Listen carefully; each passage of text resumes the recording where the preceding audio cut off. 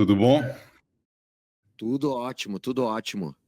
Então, obrigado por nos brindar com a sua presença, né? Só uma informação aqui, esse é o último módulo do curso de cirurgia robótica, então a gente acabou de formar novos cirurgiões robóticos. Obrigado demais pela sua contribuição. Infelizmente, não conseguimos te trazer presencialmente, mas certamente ano que vem vamos contar com a sua presença. Então, o Dr. Fernando Corques, ele dispensa apresentações, é um exímio uro-oncologista, é chefe da uro-oncologia na faculdade do ABC, ele é chefe da disciplina de câncer de bexiga da SBU nacional também, e é médico do urologista do Hospital Albert Einstein. Ele tem esse programa maravilhoso que é o Cabem Mais Vidas, está fazendo uma diferença enorme no cuidado dos pacientes com câncer de bexiga aqui no Brasil. Eu poderia discorrer mais sobre os títulos do Fernando, mas eu acho que deve ocupar todo o tempo dele que ele vai falar com vocês. Mas, Fernando, brigadaço, cara, sempre uma honra contar com você. Obrigado, André, super honra estar aqui. Mais um ano juntos. Qualquer projeto seu, você sabe que nós estamos juntos, tenho super orgulho de fazer parte de tudo que você faz. Você é um cara que só engrandece a medicina e a urologia nacional, então sorte dessa turma aí que se formou com você. Obrigado. Com certeza todos já são exímios cirurgiões robóticos. Eu vou fazer duas apresentações não extensas, que acho que vem a calhar para cirurgiões robóticos. Então, está todo mundo pronto para sair fazendo, obviamente, prostatectomia, nefrectomia parcial, mas sem dúvida nenhuma, cistectomia radical, ampliação vesical. Eu vi o finalzinho da aula do Alessandro falando de derivação de ureter ileal. Então, todas essas cirurgias de maior porte que envolvem manipulação intestinal, né, na cirurgia robótica, acho que faz sentido a gente falar um pouquinho de protocolo ERAS e aí depois um pouquinho da nossa experiência com cistectomia. Então, o protocolo ERAS é conhecido todos. Está transmitindo os slides? Tá sim, Fernando. Estamos vendo os slides, estamos vendo você na tela do lado. Tá bom, ótimo. Então, o protocolo ERAS ele foi introduzido há um pouco mais de 20 anos por cirurgiões coloretais europeus. E a ideia era trazer a medicina baseada em evidências para práticas comuns do nosso dia a dia, né? Então, usar uma sonda, usar um dreno, fazer preparo intestinal, enfim, pegar todas essas pequenas questões e tentar elucidar os resultados da medicina baseada em evidências e ver o que deveria persistir, o que deveria sair. Especificamente para a cistectomia radical, tem esse paper que foi publicado em 2013 e trouxe os guidelines baseados na Royal Society com essas recomendações. E ele traz 22 pontos associados à recuperação ou à otimização de resultados de pacientes submetidos à cistectomia radical. Então, aqui tem alguns separação que são aspectos relacionados ao preparo pré ou pós, mas em linhas gerais, o que o protocolo ERAS prevê? Tem algumas condições do pré-operatório que devem ser atentadas, então, obviamente, uma cirurgia para premissa de indicação adequada e, especificamente na cistectomia radical, que a gente gosta de bater é a seleção adequada da seleção para cada paciente. Mas, a partir daí, a utilização desse paciente em relação a aspectos nutricionais, cardiorrespiratórios, anemia, que acaba sendo uma constante, especificamente em pacientes com câncer de bexiga, mais ainda numa realidade de diagnóstico mais tardio. A orientação e educação do paciente quanto à recuperação da cirurgia, em termos de expectativa, do pós-operatório, do tempo de estadia no hospital, dos cuidados com o estômago, o preparo na internação isso considerando evitar um jejum prolongado, evitar o preparo intestinal, que hoje a gente sabe que em quase todas as situações é detrimental e não traz nenhum benefício, e evitar condições que podem operar ou evitar a recuperação dos pacientes, como, por exemplo, pré-anestésicos, que podem deixar o paciente chumbado depois de uma cirurgia. Alguns fatores relacionados ao intraoperatório, então a integração com a equipe de anestesia, prevenção de trombose venal profunda e tromboembolia pulmonar, evitar uma sobrecarga hídrica, a gente vai falar um pouco mais adiante disso, manter uma normotermia, os bloqueios anestésicos para diminuir a necessidade de analgésico, drenos e tubos dentro do possível, ou remover assim que possível. A gente também vai falar mais adiante sobre isso. Em relação ao pós-operatório, manejo adequado de controle da dor, de preferência evitando opioides, que a gente sabe que é um grande problema para a prevenção do ilha dinâmico, a mobilização assim que possível, a alimentação assim que possível, e tudo isso visando a prevenção do ilha dinâmico. Então, a gente vai falar um pouco de cada um desses aspectos, mas tem uma série de paradigmas que são quebrados aí para tentar melhorar essa recuperação. Alguns anos num evento da Sociedade de Urologia, pôster, alguns anos não, né? Já há 10 anos, e aí eles avaliavam dentro de urologia, especialização em oncologia, quem seguia esses princípios de fast track do protocolo ERAS. E na ocasião, 64% dos urologistas diziam que sim. E pensando nas core interventions, 20% usavam todas, 13% não faziam pelo menos um daqueles 22 princípios, 35% pelo menos 2 e 23% não faziam 3. Então aqui, isso a gente está falando já de 10 anos, mas não é uma coisa universalmente aceita. A gente tem um grupo dos maiores centros que tratam pacientes com câncer de bexiga no SUS, aqui no estado de São Paulo, em todas as grandes instituições e com bastante volume, e a gente fez essa enquete também para saber quem aplica os protocolos ERAS, ou os princípios do protocolo ERAS, nos seus centros.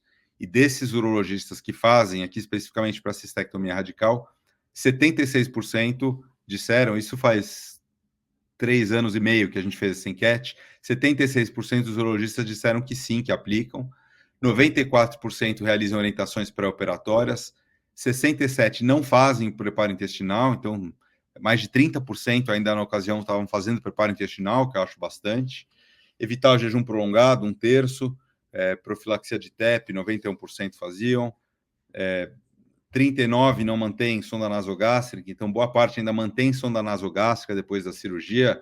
Essa é uma prática que nas cirurgias laparoscópicas e robóticas, em geral, a gente mantém a sonda nasogástrica, mas a nossa rotina é já tirar ao término da cirurgia. Goma de mascar, 50%, então esses são os números aqui do estado de São Paulo para centros de grande volume.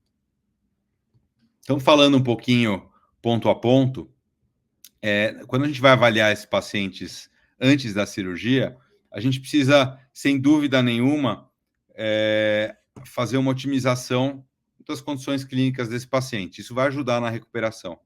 E tudo isso que a gente falou tem uma série de pontos, né? Ter checklists é uma coisa que ajuda muito, né? Às vezes são tantos pontos, tantos aspectos que a gente se esquece, ou mais do que isso, fica naquela angústia de, poxa, eu tenho uma cirurgia de grande porte, será que eu vou lembrar de tudo? Então, perder um tempo, investir um tempo fazendo um checklist de alguns pontos, isso ajuda a gente a ter certeza que a gente seguiu tudo, e quando a gente tem uma cirurgia, principalmente para quem não faz todos os dias esse tipo de procedimento, mas mesmo para quem faz todos esses dias esse tipo de procedimento, você tem a tranquilidade de que não faltou nada, né? De que não esqueceu nada, e às vezes esquecer alguma coisa pode ter um impacto muito grande na recuperação do paciente ou até na dinâmica da cirurgia. A nutrição desses pacientes pré-operatórios, suplementar esse paciente é um aspecto importante, corrigir a anemia, e às vezes a gente tem um tempo até preparar esse paciente para a cirurgia, a gente tem um tempo para suplementar, por exemplo, ferro, vitamina B, que esses pacientes às vezes perderam. Um paciente que fuma, ajudar a parar de fumar, orientar os pacientes e os familiares sobre o que esperar durante toda a jornada da internação. Isso causa muita angústia no paciente e às vezes causa insegurança no paciente, até quando a gente está pensando em alta. Então, se o paciente já tem uma perspectiva, ele já vai ficando mais tranquilo e a gente consegue dar alta hospitalar. E precisa tomar cuidado para não ter aquele desespero pela alta precoce, a meu ver, mas se o paciente está bem preparado, ele consegue ter uma alta confortável num tempo adequado, sem ser excessivamente precoce, mas sem ser excessivamente tardia. Na véspera da cirurgia, manter uma dieta normal. De novo, a gente não faz o preparo intestinal em quase nenhuma situação. Evitar o jejum prolongado, isso não é fácil de colocar na rotina, né? Dar maltodextrina e líquidos até 2 horas antes do procedimento cirúrgico, isso tem evidências de benefício, mas nem sempre é fácil, porque o paciente precisa internar no momento adequado, a equipe de enfermagem precisa entregar isso no momento adequado, não adianta você ter tudo feito, aí o anestesista fica desconfortável, que o paciente não está a 8 horas de jejum, então o anestesista precisa estar de acordo com isso, e hoje boa parte dos anestesistas estão, mas a enfermeira, não adianta ela estar prescrito, aí atrasa para chegar na unidade e 40 minutos antes do paciente ir para o bloco cirúrgico, ele recebe a maltodextrina, aí precisa esperar. Então, é uma coisa relativamente simples, mas se não tem uma rotina, ela é bem complexa de acontecer. A gente evita a medicação pré-anestésica em boa parte das vezes, para o paciente acordar mais desperto. A prevenção de tromboembolia venosa e tromboembolia pulmonar, ela é importante, boa parte das instituições tem seus protocolos. E no intraoperatório, é importante manter uma normotermia, de preferência em cirurgia de grande porte com o paciente monitorizado. Os bloqueios anestésicos, como mencionei antes, podem ajudar no controle. A restrição de líquidos intraoperatórios é um conceito interessante, e a gente sabe hoje que, assim, líquidos excessivos, eles são ruins para a recuperação desses pacientes, né? Até para a questão do ilho, os pacientes têm uma recuperação mais lenta se eles são encharcados no intraoperatório.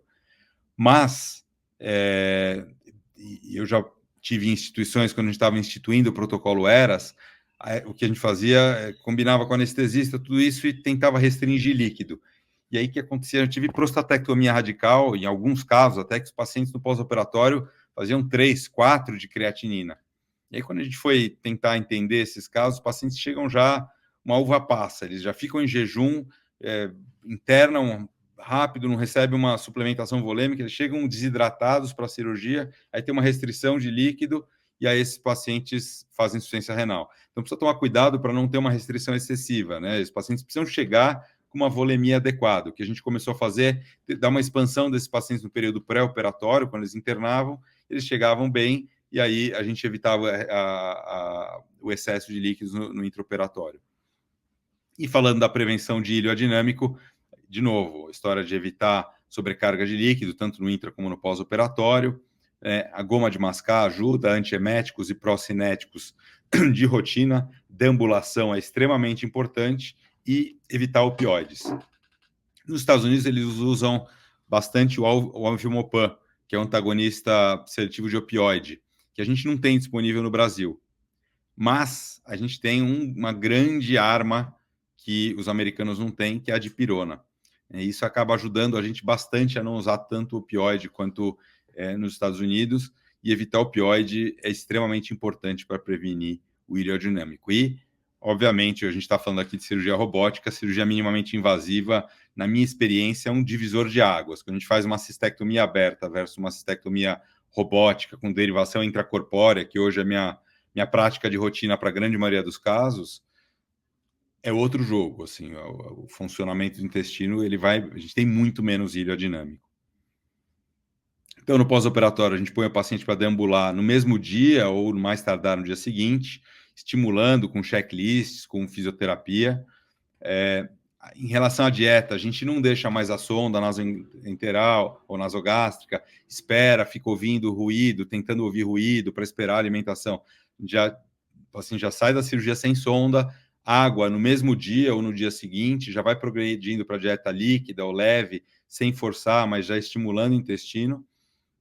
e progredindo a dieta conforme aceitação e não baseada na tentativa de auscultar ruído intestinal. Analgesia, a gente evita a analgesia controlada por paciente, evita opioides.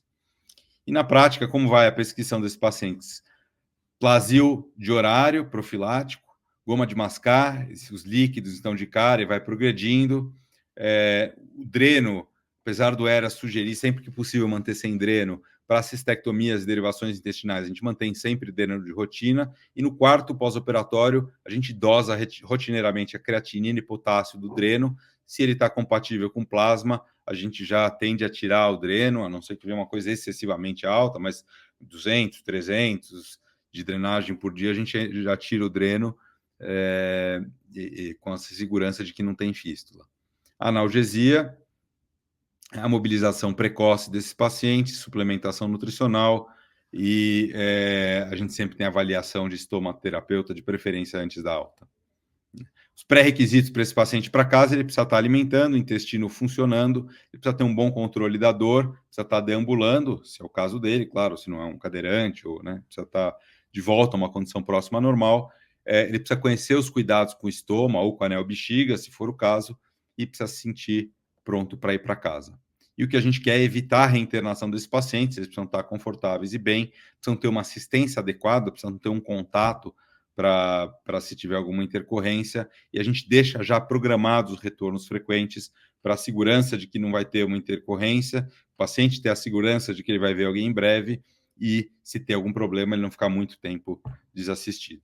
E um ponto importante que o protocolo ERAS prevê é a auditoria de dados. Isso é importante a gente dar uma olhada de tempos em tempos para ver o que está acontecendo, ou até em tempo real, para a gente ver se está indo tudo bem. Existem evidências científicas de redução de custos, estudos mostrando em torno de $4.500 redução de custo quando se usa protocolo ERAS nos Estados Unidos. Tem revisões sistemáticas juntando os estudos mostrando que o tempo de internação ele é reduzido quando a gente segue esses princípios. O funcionamento do intestino ele acontece de uma forma mais precoce quando a gente já consegue. As complicações elas acabam sendo semelhantes, ou internações também, mas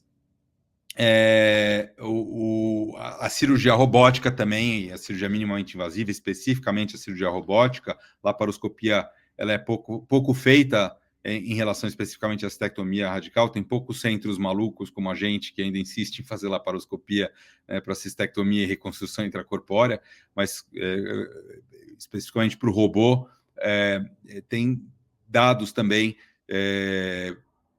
demonstrando um menor estadia hospitalar, menor tempo para o funcionamento intestinal e menos complicações nos primeiros 90 dias. Então, a cirurgia robótica é, sim, um fator importante para atingir essa chamada trifecta da cirurgia robótica.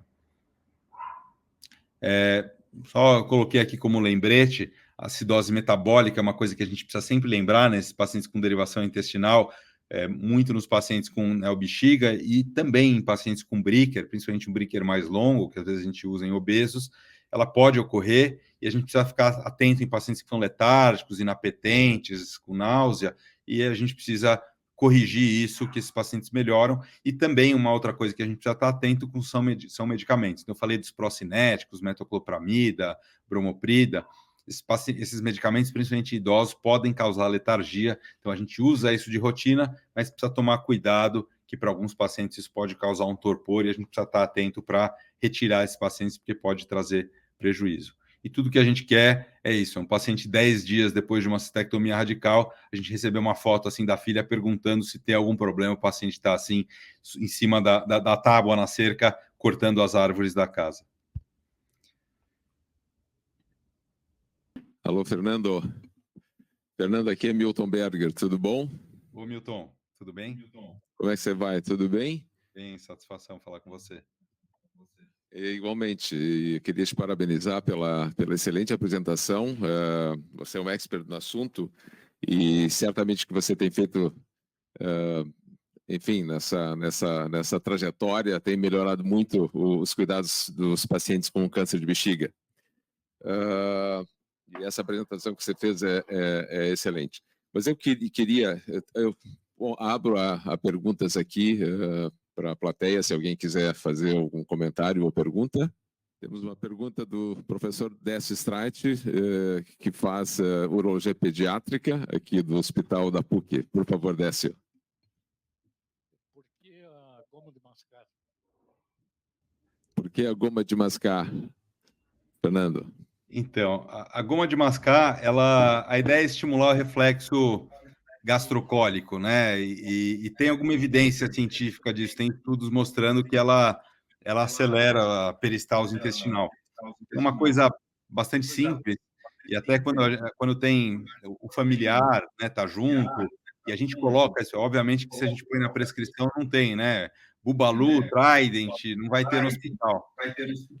Então, isso geralmente a gente dá como uma atribuição do acompanhante. A gente explica para ele, né, no pós-operatório, ó, então tá indo, a goma de mascar é uma coisa que ajuda o intestino, e os familiares se sentem motivados, vão lá e compram 10 tipos de chiclete para dar e estimulam, e ficam no pé. Às vezes é melhor, né? Às vezes eles compram, não está comendo, querem dar comida no momento que não dá para a gente ficar dando tanto alimento. Então, tem evidências científicas do benefício da goma de mascar para estimular a peristalse intestinal e acaba sendo também um jeito de integrar os acompanhantes familiares participarem da operação do paciente. Há uns 15 anos atrás, no encontro da SBU no norte do país, quando tinha aquelas caravanas que às vezes se fazia para falar sobre um determinado assunto, eu comentei sobre cistectomia radical e goma de mascar. Eu me lembro que muitas perguntas foram até num tom jocoso, né? Que história é essa? Goma de mascar num pós-operatório. Mas, enfim, as coisas mudaram. Mas Fernando, então, o protocolo ERAS é chamado no Brasil de protocolo acerto. Né? Isso tem... o ERAS é um nome com propriedade intelectual. Portanto, eu acho que tem isso. E, no Brasil, eles chamam de protocolo acerto. O acerto, ele é capitaneado por um anestesiologista. É interessante isso, porque esses caras são os que estão em contato direto com o paciente, talvez não no pré-operatório, agora que os pacientes já internam para a cirurgia praticamente, mas a partir do intraoperatório e do pós-operatório, são eles que cuidam desses pacientes de uma maneira intensiva na sala de recuperação. Então faz sentido eles também contribuírem nesse cuidado. E isso é uma das coisas que eu tenho pensado e tenho visto. Como você falou, tem que ter um time, né, que funcione adequadamente, né, e podendo fornecer todos esses cuidados, que são vários. E se a gente realmente não utiliza um checklist, é muito fácil da gente se perder. Como é que você faz no dia a dia, nos seus pacientes, Fernando? Você tem um clínico que possa compartilhar com você esse cuidado, ou anestesista? Para mim faz sentido o anestesista participar ativamente desse grupo. E como você tem um volume muito grande, infelizmente a gente tem um volume aqui bom de cistectomias radicais no nosso hospital de clínicas, que é um hospital público, mas é muito difícil da gente eventualmente integrar um grupo para esses cuidados pré, trans e pós-operatórios.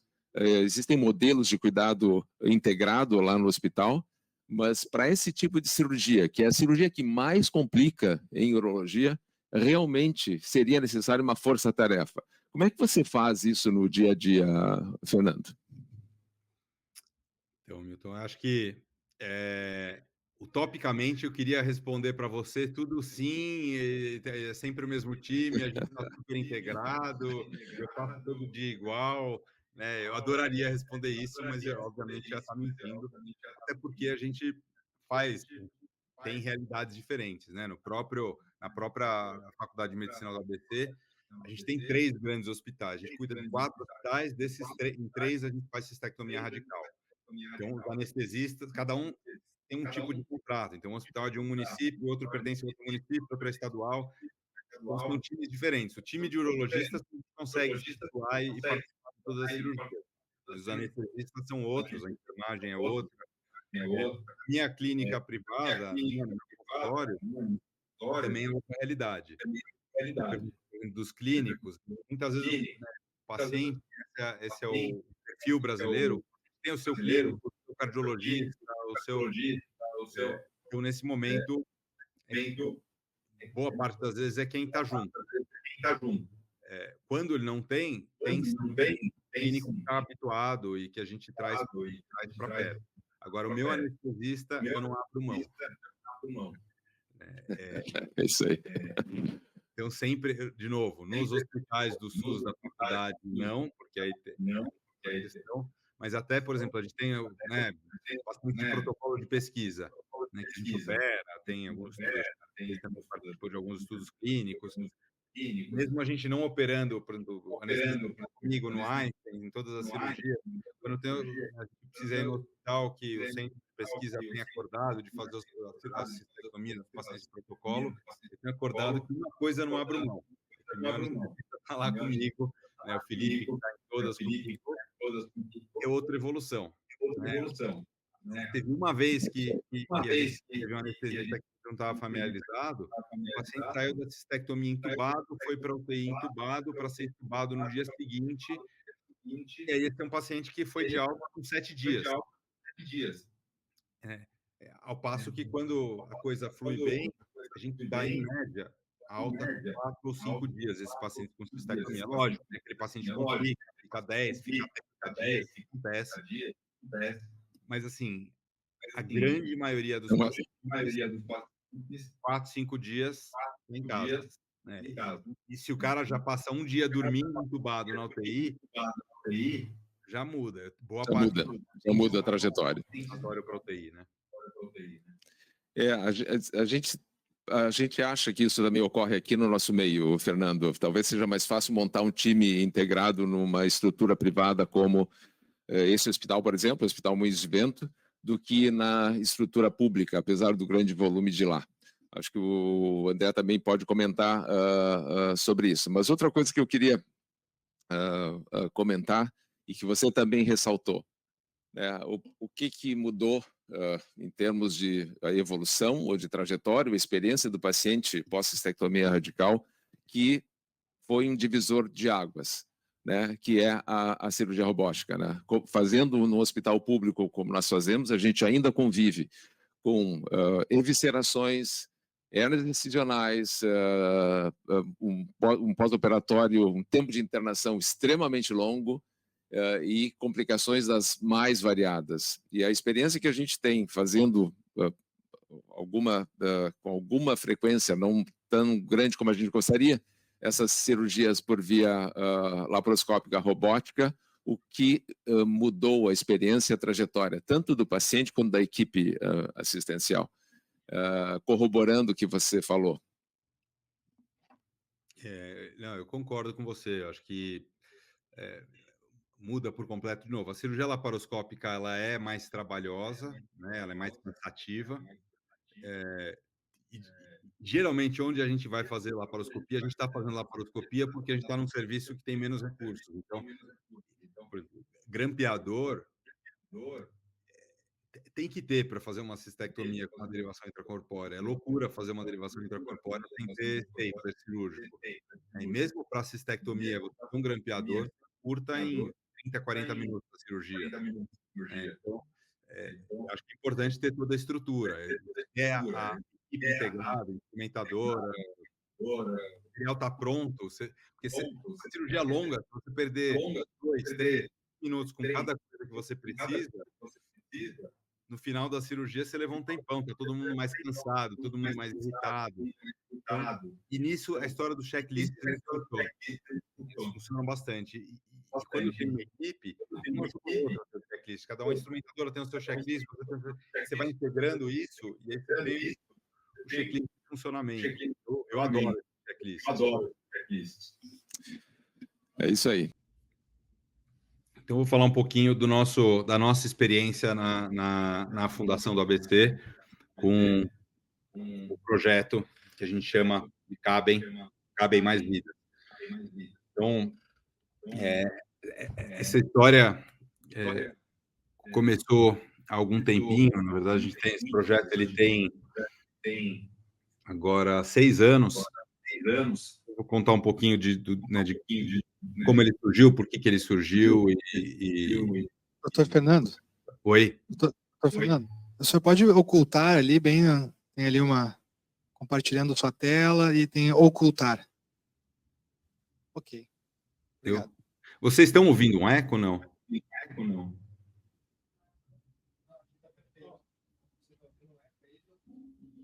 Porque para mim está com um pouquinho de eco. Aqui eu falo, eu ouço um retorno. Não sei se para vocês está bom. Para nós tá bom aqui. Vê se melhora agora. Vê se melhora agora. Melhorou. Tá. Então, bom, quando a gente fala do câncer de bexiga, a gente está falando de uma doença que tem uma incidência de um pouco mais de 11 mil casos no Brasil, segundo dados do INCA do ano passado, e um pouco mais de 500 mil de novos casos no mundo. Isso é incidência, né? Em câncer de bexiga é importante a gente falar de prevalência. A prevalência tem uma projeção algo em torno de 3 a 6 vezes a incidência. Então, é uma doença que não é tão rara assim, né? Se a gente está falando de 61 mil novos casos de câncer de próstata, a prevalência de câncer de bexiga talvez chegue algo perto da incidência de câncer de próstata. E uma característica do Brasil e de alguns países é que essa incidência vem aumentando, né? Esse é um levantamento que a gente fez ao longo de uma década e que a gente vem tendo cada vez mais casos, principalmente na população idosa no Brasil, diferente de países desenvolvidos, onde essa incidência ela tem diminuído ao longo dessas últimas décadas.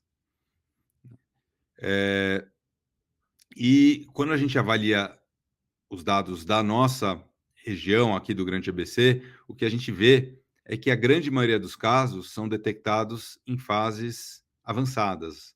A gente sempre vê na literatura que câncer de bexiga, 25% dos casos são detectados em fase músculo-invasiva, 75% em fase superficial, né, ou não músculo-invasiva. Na nossa casuística, isso não é assim. A maioria dos casos é detectada já em fases mais avançadas. E quando a gente vê dados do Brasil, por exemplo, do radar do câncer, a gente tem, por exemplo, no estado de São Paulo, 40% dos casos, e Rio Grande do Sul também está na mesma faixa, são detectados em estágio 3 ou 4, ou seja, não é nem músculo invasivo, é doença estágio 3 ou 4. Então, isso é muito pior do que em países desenvolvidos. Então, se a gente pega, por exemplo, Estados Unidos e Europa, 25% são detectados estágios de 2 a 4. No Brasil e no estado de São Paulo, 55%. Então, é muito diferente a realidade. Por vários motivos, pela lei dos 60 dias, demora. Na nossa realidade, mais 50% dos pacientes levam mais de um ano, às vezes até 2 anos, entre os sintomas e o diagnóstico. E o fato é que esse contexto todo vem para explicar, em parte, os dados que a gente tem de mortalidade no Brasil, que são altos, né? E quando eu assumi a coordenação da disciplina de urologia na Faculdade de Medicina do ABC e na Fundação do ABC, um dos questionamentos que o professor Sidney Glina me fez, né, e das atribuições que ele me deu, ele falou, olha, eu tenho a impressão que os pacientes morrem muito quando são submetidos a cistectomia radical e a gente precisava fazer alguma coisa para mudar, né? A Fundação do ABC cuida de 3 hospitais municipais de Santo André, São Bernardo e São Caetano e um hospital estadual, que é o Hospital Mário Covas. São todas instituições de grande volume. E a minha atribuição era cuidar dos casos oncológicos dessas instituições todas. Então, a primeira coisa foi tentar entender um pouco qual era a mortalidade lá e o que era uma mortalidade aceitável. E esse foi o primeiro estudo que a gente fez, avaliando a mortalidade a nível nacional. E a mortalidade a nível nacional é algo em torno de 8% depois de cistectomia radical, nesse levantamento de 5 mil cirurgias, baseado em dados intra-hospitalares. Então, só quem morre dentro do hospital. Especificamente na região que a gente cuidava, tinha uma mortalidade de 14%, quase 15%, que é uma mortalidade alta também. Só que quando a gente fala em mortalidade depois de cistectomia, e a gente vai estudar a literatura, tem mortalidade intra-hospitalar em 30 dias, 60 dias, 90 dias, e a literatura é meio confusa. E a gente foi tentar ver o que acontecia com esses pacientes, o que acontecia com eles depois de 90 dias. E a gente pegou 59 pacientes que foram operados de forma consecutiva, e quando a gente acompanhou esses pacientes, foi atrás de dados de prontuário, do sistema municipal de óbitos, a gente viu que a mortalidade desses pacientes depois de 90 dias era de quase 40%. Foi um choque para a gente, né? Você pensar que você propõe um tratamento para um paciente que ele tem 40% de chance de morrer em decorrência do tratamento, acho que para qualquer médico, para qualquer cirurgião, isso balança, assim, faz pensar o que eu estou fazendo aqui. E a gente resolveu que isso não era aceitável, a gente foi atrás de ver o que a gente poderia fazer para mudar isso. Essa era a realidade que a gente tinha. E aí surgiu o projeto Cabem Mais Vidas. Isso não é aceitável, né?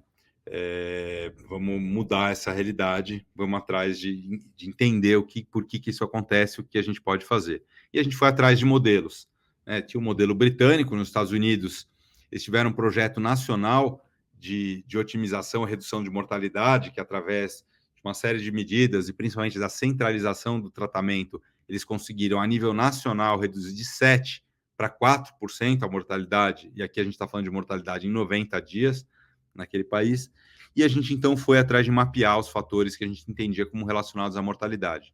E a gente percebeu que esses pacientes chegavam com uma doença em estádio avançado, até por conta daquela demora que eu mencionei, uma condição clínica ruim também pelo mesmo motivo, que eles com um tempão sangrando, espoliados, desnutridos. As rotinas do serviço, a gente tem hospitais espalhados que tinham peculiaridades da rotina e características inerentes à cirurgia. A gente está falando de uma cirurgia de grande porte, demorada, que além da cirurgia de tirar a bexiga e tirar eventualmente próstata, o útero e anexos, parte da vagina, linfadenectomia, ainda tem as características da derivação, que aí, além de já ter mexido no trato urinário, linfático, genital, a gente vai mexer no trato digestório com todas as bactérias e complicações inerentes. E a gente buscou mudar esses fatores para que a gente buscasse o sucesso do tratamento. Então, esse estadio avançado, a gente foi atrás de conseguir fazer quimioterapia neoadjuvante, que no SUS e no nosso SUS isso é um desafio. O paciente já levou 6 meses, 1 ano, 2 anos para chegar no urologista. Se a gente encaminhar para o oncologista, às vezes ele vai levar mais outro tanto de tempo. E a gente tentou, através de várias medidas, conseguir viabilizar a quimioterapia neoadjuvante para conseguir controlar boa parte desses tumores, e durante esse período da quimioterapia neoadjuvante é um bom período para melhorar as condições clínicas do paciente. A gente passou a avaliar esses pacientes de uma forma mais objetiva, com questionários. Às vezes o paciente está na nossa frente, conversando, ele é eloquente, fala bem, fala, esse paciente é fit, né? Só porque ele fala bem, parece que ele tá ótimo. E aí, quando você aplica um questionário, você vê que ele é um desnutrido grave, que ele tem múltiplas comorbidades gravíssimas. Então, a gente buscou trazer isso de uma forma mais objetiva. Durante esse período de quimioterapia neoadjuvante, ou preparo para a cirurgia, a gente tem uma janela de oportunidade para corrigir a anemia, né? E eu tenho um período também para conversar com o paciente sobre o tabagismo, e os pacientes que fumam, alguns deles topam parar de fumar, e a gente consegue levar eles para a cirurgia em condições clínicas melhores, além, obviamente, de todos os benefícios de parar de fumar. A gente buscou padronizar as rotinas dos nossos serviços, e em relação às características da cirurgia, a gente também buscou instituir protocolos para tirar essa subjetividade. Então, se a gente fosse reunir, em linhas gerais, o que compõe o Cabem, a gente buscou a centralização do atendimento. Então, a gente criou um ambulatório centralizado, e todos esses pacientes que passavam em todos os hospitais, a gente estimulou que fossem encaminhados por esse ambulatório central. Então, se um paciente com câncer de bexiga está num ambulatório que tem 20, 30, 40 pacientes para serem atendidos numa manhã, numa tarde, a gente falou, não, esse é um paciente que ele demanda uma consulta mais pormenorizada, de uma atenção diferente, então pode encaminhar para a gente vai preparar esse paciente e devolve para a instituição, e a gente vai participar do tratamento desses pacientes. Esse foi o princípio dessa centralização, né? Então, na faculdade, na fundação do ABC, a gente não opera esses pacientes, mas a gente coordena esses pacientes do tratamento nos hospitais. Cada paciente é munícipe de um hospital, o tratamento tem que ser feito no hospital de origem, na nossa realidade. A gente conseguiu trazer outras disciplinas para participar. Então, hoje, no atendimento, a gente tem não só nós, urologistas, mas a gente tem oncologista, a gente tem a doutora Suelen, que é médica oncologista, está com a gente no atendimento, a gente tem enfermeira oncologista, enfermeira estomaterapeuta, nutricionista, hoje a gente tem fisioterapeuta, terapeuta ocupacional, farmacêutica, Enfim, tem uma gama de profissionais que participam a cada consulta de todos os pacientes. Ele já passa na hora, ele chega com o diagnóstico, já passa com a nutricionista, já faz uma avaliação, já tem a suplementação, já tem a orientação de estoma. E a gente busca navegar esses pacientes. Para um paciente idoso que chega, recebe um diagnóstico de um câncer, aí a gente fala para ele que ele vai precisar fazer uma cirurgia para tirar a bexiga, ficar com o estoma, ele já está baqueado com essa informação, fala, olha, agora você vai precisar fazer exames pré-operatórios, laboratoriais, um ecocardiograma, uma tomografia, vai precisar passar com a nutricionista, com a enfermeira, com a estomaterapeuta, vai precisar passar com a anestesista, vai precisar, enfim, ir para o oncologista, fazer quimioterapia. A chance desse paciente se perder, ainda mais no SUS, é de 200%. Então, a gente busca navegar esse paciente para garantir que ele faça o que ele precisa fazer no tempo adequado e da forma adequada.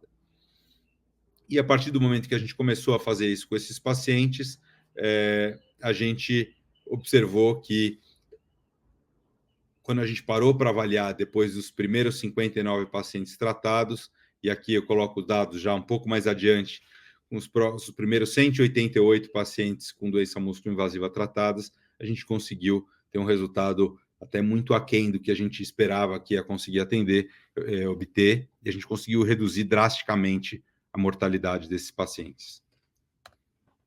Além da mortalidade de quase 40% para menos de 3%, a gente reduziu o tempo de internação, a mediana de internação dos pacientes submetidos à cistectomia radical caiu de 13 para 5 dias. E aqui, os resultados a longo prazo, considerando os resultados oncológicos, também melhoraram. Em vermelho, em cima, é a curva dos pacientes depois da instituição do protocolo Cabe Mais Vidas. Esses resultados foram publicados no Journal of Clinical Oncology há alguns anos. E um dos pontos importantes que a gente instituiu é uma objetividade na escolha da derivação, inclusive do tratamento desses pacientes. Isso, inclusive, está mencionado nesse nosso artigo. Então, a gente criou um score que a gente chamou de Caben Score. O que a gente entende? Um paciente com câncer de bexiga músculo-invasivo, ele pode ter perfis variados. A gente está falando de pacientes idosos que fumaram a vida inteira, que têm DPOC, que têm doença vascular periférica, coronariopatas, vasculopatas, nefropatas. Então, são pacientes frágeis que precisam fazer uma cirurgia de grande porte. E a gente entende que tem 3 perfis de paciente aí. Tem alguns pacientes que eles têm uma saúde muito boa, a ponto de aguentarem o tranco de uma cirurgia de grande porte, de uma derivação, e, eventualmente, complicações, que elas são até mais frequentes depois das derivações do que da cistectomia radical. Tem um outro pool de pacientes que eles têm condições de receber a cirurgia que busca curar essa doença que é tão grave, que é o câncer de bexiga, mas eles têm uma reserva muito baixa. E se eles tiverem uma complicação depois de uma derivação intestinal, talvez eles não resistam e vão sucumbir a uma complicação. Então, talvez para esses pacientes, a gente entende que é melhor omitir a parte da derivação intestinal, que é a melhor forma de derivação que a gente tem hoje, e fazer uma derivação através de uma ureterostomia cutânea. E tem um terceiro perfil de pacientes que a gente entende que são extremamente frágeis, e para esses pacientes, eles não tolerariam nem a cistectomia, que teria uma chance boa de cura, mas que teria uma chance grande também de morrer em decorrência da cirurgia. Então, para esses pacientes, a gente precisa pensar em outras formas de tratamento, com terapia trimodal, às vezes até ampliando os critérios de terapia trimodal, ou ressecções máximas, ou radioterapia exclusiva, ou quimioterapia paliativa, ou clinical trials, quando a gente tem essa possibilidade. Eu vou falar um pouco mais desse nosso protocolo de escolha desses pacientes. Então, aqui só os tipos de derivação que a gente usa hoje. Então, a cistectomia com uma derivação intestinal, tipo uma anel-bexiga, né? Aqui uma mulher submetida a uma cistectomia com uma anel-bexiga intracorpórea, ou uma derivação a Bricker, também utilizando alça, ou ureterostomia, que em geral a gente faz assim, uma ureterostomia em cano de espingarda. Então, na verdade, em linhas gerais, o paciente com Bricker ou com uma ureterostomia, a qualidade de vida é muito semelhante. Mas a ureterostomia é uma derivação que, a médio prazo, ela traz mais complicações. Mas que talvez para alguns pacientes é melhor estar vivo, né, e daqui a 1 ano, 2 anos, 3 anos, se preocupar com infecções ou com alguma outra coisa do que ele morrer daqui a 1 semana. Se fizer essa pergunta, acho que é meio óbvio, né? Você prefere morrer daqui a 1 semana ou daqui a 1, 2 anos estar preocupado com uma pielonefrite? Então, isso ficou muito nítido para a gente e até alguns pacientes que a gente submeteu a uma ureterostomia porque estavam desnutridos, porque estavam em condições clínicas ruins, dali a alguns anos eles começaram a ter uma pielonefrite, alguma complicação, mas estavam numa condição clínica boa, curados do câncer, e aí a gente converte uma ureterostomia numa derivação a Bricker.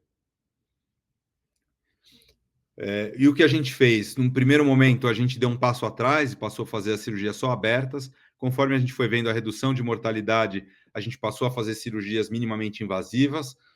Nos hospitais públicos que a gente não tem acesso a robô, então laparoscópicas. Hoje a gente está com mais ou menos 50% das cirurgias feitas por via laparoscópica, e hoje a gente já tem até algumas parcerias que permitem algumas cirurgias robóticas, com parcerias com instituições privadas e protocolos de pesquisa. Hoje a gente tem pacientes incluídos nesses 6 protocolos de pesquisa na nossa instituição, então a gente participa de muitos estudos, a gente tem um volume grande. E falando um pouquinho desse score, do Caben Score, o que a gente fez? A gente fez uma revisão de literatura e mapeou os principais fatores relacionados à mortalidade depois de cistectomia radical, e a gente delineou os principais que a gente achava que fazia sentido para compor o nosso Caben Score. Então, o score simples, os pacientes recebem 0 ou 1 ponto, se eles têm ou não aquele critério. Na verdade, isso acaba sendo não ponderado, mas a ponderação acaba vindo pela sobreposição desses scores, de alguns fatores que compõem mais de um desses scores. Então, o ECOG, o status performance desses pacientes, se é maior do que 2 ou igual a 2, eles têm um ponto. O score de ASA, o score simples, o score anestésico, também maior ou igual a 3, ele recebe um ponto. O índice de comorbidades de Charson, ajustado por idade, também, se é maior ou igual a 4, ele ganha um ponto. A idade, se o paciente tem mais ou 75 anos ou mais, ele recebe um ponto. O MNA, o MAN, que é um score nutricional desenvolvido pela Nestlé, que é um score extremamente simples, ele é composto por 6 perguntas, ele leva menos de 1 minuto. Se o paciente tem um score compatível com desnutrição, ele recebe um ponto. E se esse paciente tem metástase, então, por exemplo, se é uma cistectomia higiênica, ou se tem uma doença linfonodal, ele também recebe um ponto. E aí, os pacientes que não têm nenhum ponto, ou 0 ou 1 ponto, cistectomia e derivação intestinal, 2 ou 3 pontos, a gente vai para a cistectomia e faz a ureterostomia cutânea. 4, 5 ou 6 pontos, a gente evita qualquer tratamento e vai para alguma alternativa. Então, aqui o ECOG, a escala de ASA, aqui o índice de comorbidades de Charson, ajustado para a idade. Aqui, essa é a versão completa do MNA ou do MAN, e essa é a versão, na verdade, que a gente utiliza, a versão abreviada, que são essas 6 perguntas. Na verdade, 5 perguntas mais o IMC do paciente. E aqui a conduta baseada no Caben Score. Então a gente vê que, na verdade, que boa parte dos pacientes, quando a gente aplica um score, a gente vê que são desnutridos, então laranja, desnutridos, em amarelo, os riscos nutricionais. Então, às vezes, isso a gente não imagina quando a gente olha para o paciente. E é isso aí, acho que esses são alguns dos nossos pacientes. Muitos dos nossos pacientes hoje, eles participam de protocolos de pesquisa, eles assinam termos de direito de uso de imagem, como esses pacientes aqui, que eles autorizam a gente usar a imagem deles em aulas, em apresentações como essas, e obviamente isso é um trabalho de time, de um time bastante comprometido e competente que a gente tem. Hoje a gente tem participando das nossas atividades alunos de graduação, pós-graduação, de enfermagem, nutrição, fisioterapia, psicologia. A gente já teve a oportunidade de apresentar esses novos dados em diversas regiões do nosso país e fora do país, em várias publicações, em eventos como esse também do Ministério da Saúde, estudos científicos publicados nas mais diversas áreas, nesse livro que a gente publicou, que explica um pouquinho de tudo isso que eu estou falando. E talvez a maior satisfação é a gente ter hoje 13 centros do Brasil que têm esses nossos protocolos sendo aplicados, como, por exemplo, o Hospital do Câncer, o Hospital de Esperança, de Presidente Prudente, onde ele já tem, inclusive, resultados em redução de 50% dos índices de complicações em 90 dias. O Hospital Universitário Federal de Vitória, no Espírito Santo, onde eles têm os dados também já demonstrados, mostrando uma redução na mortalidade em 30 e 90 dias depois da instituição dos nossos protocolos e do Caben Score, e diminuição de reabordagens. E quando eles juntaram esses dados, eles tinham, nas últimas 17 cirurgias, reduzido a 0 o índice de óbitos, né? Em outras instituições, tem o Hospital Regional do Vale do Paraíba, que é uma instituição, por exemplo, que eles também têm adotado o nosso protocolo, e a gente tem ajudado. Por exemplo, eles não tinham um problema que eles não tinham nutricionista, e aí nossa nutricionista formulou e compartilhou as nossas orientações através de uma cartilha personalizada para eles, para serem entregues para os pacientes deles. Então, isso tudo é feito às custas de voluntários, todo mundo que participa desse projeto atua de forma voluntária. A gente hoje consegue contribuição de pessoas, de pacientes que querem contribuir. A gente arrecadou mais de R$500 mil, a gente teve a doação de uma área de 300 metros quadrados que a gente pôde reformar, e é onde a gente está lotado fisicamente. A gente tem 2 salas para cistoscopias ambulatoriais, e é onde a gente consegue agilizar o tratamento desse paciente. É isso aí. Obrigado, Milton. E eu também estou aberto a perguntas, se alguém quiser. Fernando, eu já vi essa tua apresentação e cada vez que eu vejo, enfim, eu aprendo mais e a gente fica mais entusiasmado em te ver falando, pelo teu entusiasmo, pelo teu conhecimento de causa, né, e pela tua liderança, né, num dos projetos em oncologia cirúrgica mais, enfim, o mais produtivo, talvez, dos mais produtivos que já se fizeram nesse país. Nessa lista de hospitais, pode incluir um pouquinho o Hospital de Clínicas de Porto Alegre, porque a gente adotou o teu score para definição de derivação pós-cistectomia, e isso tem realmente ajudado. A gente não tem uma compilação ainda desses pacientes, e talvez em algum momento a gente possa conversar melhor sobre isso. Mas realmente é muito bacana ver esses dados e como, enfim, vendo uma apresentação desde o início da concepção do projeto, o que levou à realização do projeto e a maneira como foi feita, de uma maneira racional, científica, com evidências, é muito bacana de ver essa sequência e os resultados que foram obtidos, não somente contigo, mas com aplicação em outros centros também. Mais uma vez, parabéns. Eu abro para perguntas. Obrigado, Milton. E eu vou te falar que a gente começou um levantamento, uma atualização dos dados. A gente fez aquela primeira publicação, né, com 118 casos, e a gente começou agora a levantar, a gente está perto de 250 casos, e a ideia é levantar esses e ver outros centros que têm né, compartilhado essa experiência para juntar essas casuísticas e fazer... E pensar em talvez publicar esses dados, entender melhor o resultado de reprodutibilidade. Então, já está formalmente feito esse convite para os pacientes do HC e para vocês, para a gente juntar esses dados. Certamente, certamente. Muito obrigado pelo convite. André, tu estás conosco aqui, está nos ouvindo? Sim, vocês me ouvem? Sim, estamos ouvindo. A palavra é tua, André. Ok, Fernando, excelente apresentação, cara, já te falei isso né, em privado e público também, porque realmente ter uma ideia boa, várias pessoas podem ter, né, formular um projeto e executar esse projeto é muito, muito difícil, né, e um projeto dessa magnitude é mais difícil ainda, então é de tirar o chapéu realmente. Pergunta específica com relação a esse score do CABEM. Isso foi baseado no quê? Vocês fizeram alguma análise multivariada daquele levantamento inicial? Como é que vocês chegaram nesse score do CABEM? Então, André, quando a gente... Na verdade, assim, teve aquele levantamento que foi uma revisão não sistemática. Na verdade, a gente levantou os principais estudos que avaliavam mortalidade em cistectomia radical. E aí compôs aquela tabela com todos os fatores que tinham sido associados. Então, paciente muito obeso, paciente hepatopata que vai para a cistectomia radical tem mais mortalidade, paciente desnutrido, paciente com anemia baixa, e a gente foi agrupando, né, um paciente com anemia baixa, um paciente desnutrido, cada estudo avaliou uma coisa, mas eles estão querendo dizer o mesmo assunto. Tem outros. Mulher tem mais mortalidade.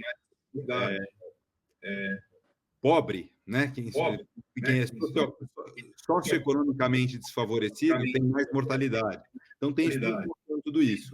Na nossa realidade, se a gente fosse colocar função econômica como critério, todo mundo ia ter esse ponto lá, né, na fundação do ABC. Porque trata de uma população socioeconomicamente desfavorecida.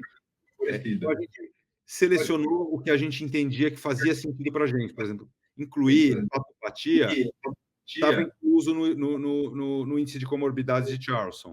A gente foi, o TPOC está incluso no índice de comorbidade de Charlson, está incluso no ASA. Então, a gente foi arrumando uma forma de tudo isso compor, selecionando, a gente estudou os scores que tinham, então tem o Charlson, tem o Wickhauser, tem vários scores. A gente tentou juntar scores que fizessem sentido, no sentido que fossem práticos de serem aplicados e que tivessem toda essa composição. Né? Da mesma forma, o score nutricional, o MAN, né? O score da Nestlé, o score que ele é bastante utilizado, tem outros também. E esse score não é perfeito. Então, por exemplo, a gente tentou incluir o Frail Score, que é um score de fragilidade. A fragilidade não é exatamente o ECOG. A gente não pôs. Tem o G8, que hoje tem sido muito utilizado. A gente tem até avaliado como compor com o G8. Então, assim, esse foi mais ou menos o processo. Ele foi um pouco científico, um pouco prático, um pouco dentro da nossa realidade. Não, perfeito.